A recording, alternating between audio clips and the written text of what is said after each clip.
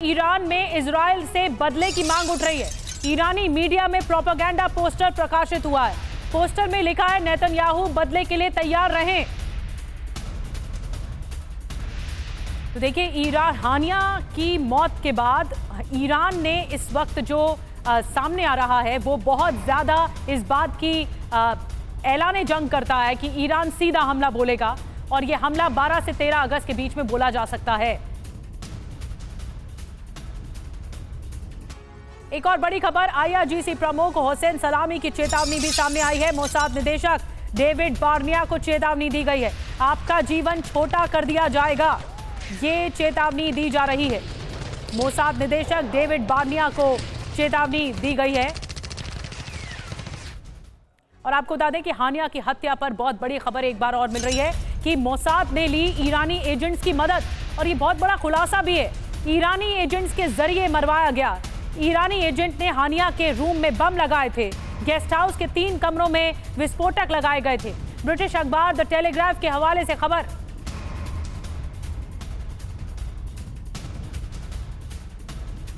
तो 3 कमरों में बम लगाया गया था, जो जानकारी मिल रही है इस वक्त। और मोसाद ने ईरानी एजेंट्स का सहारा लिया था, उनकी मदद ली थी हानिया को मारने के लिए। ब्रिटिश अखबार द टेलीग्राफ के हवाले से ये बहुत बड़ी खबर है।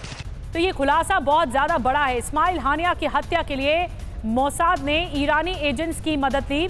2 ईरानी एजेंट बेहद गुपचुप तरीके से उस जगह पर पहुंच गए जहां हानिया को ठहरना था, और ये वही गेस्ट हाउस था जहां हाई सिक्योरिटी जोन में ये बना हुआ है, जहां हानिया को मारा गया। ईरानी सेना की निगरानी हर वक्त इस इलाके पर रहती है।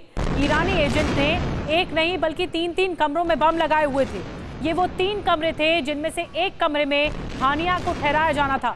अपना काम करने के बाद ईरानी एजेंट ईरान से बाहर निकल गए और बुधवार की रात 2 बजे एक जबरदस्त धमाका हुआ जिसमें हानिया की मौत हो गई। तो ये पूरा रचा बुना था और सब कुछ साजिश के तहत किया गया। हानिया को मारने के लिए ईरानी एजेंट का सहारा लिया गया।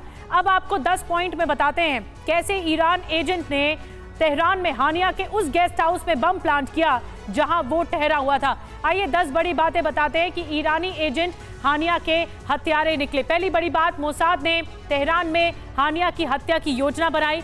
दूसरी बड़ी बात, मोसाद ने 2 ईरानी एजेंट को काम पे लगाया। तीसरी बड़ी बात, इसमें ईरानी एजेंट ने 3 अलग अलग कमरों में विस्फोटक रखे, बम रखे।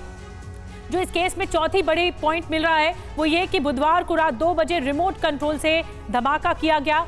5वीं बड़ी बात, इसमें विदेश से रिमोट कंट्रोल का बटन दबाया गया था। तो ये विदेशों में इसका रिमोट था जहां से बटन दबाया गया और फिर यहाँ बम धमाका होता है। विस्फोटक लगाने के बाद ईरानी एजेंट वहां से निकल गए। ईरानी एजेंसी को गेस्ट हाउस में एजेंट के घूमने का फुटेज भी मिला है। ये 7वीं बड़ी बात। और 8वीं बड़ी बात, इसमें आपको बता दें 2 एजेंट ने कुछ ही मिनट में गेस्ट हाउस के कमरों में विस्फोटक लगाए। कुछ ही मिनट में ये सब कुछ हुआ, प्लान हुआ, और 3 कमरों में ये हुआ। हानिया की मई में हत्या की जानी थी लेकिन ऑपरेशन रोका गया था, लेकिन अब इसे अंजाम दिया गया। मई में रईसी के अंतिम संस्कार में शामिल हुआ था हानिया। तो ये 10 बड़ी बातें हैं जो बताती है कि हानिया को कैसे टारगेट किया गया, और टारगेट भी इस हद तक किया गया कि सोचा समझा ये अटैक था। नेतन्याहू की हत्या करना चाहता है हमास। एक और बड़ी खबर, शिन बेट ने नेतन्याहू को अलर्ट कर दिया है। इजराइल की गुप्तचर एजेंसी है शिन बेट, और इजरायली प्रधानमंत्री नेतन्याहू पर कैसे खतरा मंडरा रहा है आपको आइए बताते हैं। ईरान की नई रणनीति है, नेतन्याहू पर बहुत बड़ा खतरा है। नेतन्याहू की हत्या करना चाहते हैं ईरानी एजेंसियां। इजराइल से बदला लेने के लिए नेतन्याहू के खिलाफ साजिश है। इजराइल की गुप्तचर एजेंसी शिन बेट ने किया अलर्ट। नेतन्याहू को कम सुरक्षा वाले इलाकों में न जाने की सलाह। नेतन्याहू को सुरक्षा घेरे से बाहर न आने को भी कहा गया। मेजर जनरल SP अस्थाना साहब, मैं आपके पास आ रही हूं। यानी कम पर कुछ भी मंजूर नहीं है ईरान को।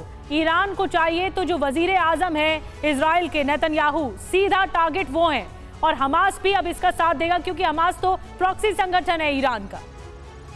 बिल्कुल, अभी ये एक नई स्ट्रेटेजी सामने आई है कि कमांडरों को मारो, बाकी इधर उधर इतनी मेहनत करने से ज्यादा इम्पैक्ट होता है कमांडरों को मारने से। तो जाहिर है कि जो कमांडर आपने अभी बताए नेतन्याहू और मोसाद के जो चीफ हैं, ये हर हालत में खतरे में है। एक और चीज़ मैं आपको बता दूं इसी चीज़ से, इस्माइल की हत्या से, ये इस्माइल जहां भी था खतरा उसके ऊपर हमेशा बना हुआ था, लेकिन कतर में उसको मारना इजराइल के हक में नहीं था। इसलिए वो ये चाह रहे थे कि ये किसी ऐसे देश में जाए जहां पर अगर वो मारते हैं तो उस देश के साथ में हालात बिगड़ते भी हैं तो कोई फर्क नहीं पड़ता, क्योंकि उस देश, अभी ईरान से उनके हालात ऑलरेडी बिगड़े हुए हैं, उनके साथ ऑलरेडी लड़ाई चल रही है, तो ईरान में प्रॉब्लम नहीं थी। कतर में अगर यही एक्शन होता तो ये अमेरिका को मंजूर नहीं था, क्योंकि अमेरिका का सबसे बड़ा बेस कतर में है और ये इस्माइल ज्यादातर कतर में रहता था और किसी और देश में भी, जॉर्डन में भी उनके अच्छे संबंध चल रहे हैं। इसलिए ये कहना कि अमेरिका को कुछ नहीं मालूम था, ये भी थोड़ा सा हजम करना मुश्किल है। ये बहुत सोची समझी साजिश है और इसके ऊपर रेस्ट्रिक्शन लगाई गई थी कि आप ये कार्रवाई जो है कतर में नहीं करेंगे, जॉर्डन में नहीं करेंगे, किसी भी अमेरिका के फ्रेंडली कंट्री में नहीं करेंगे।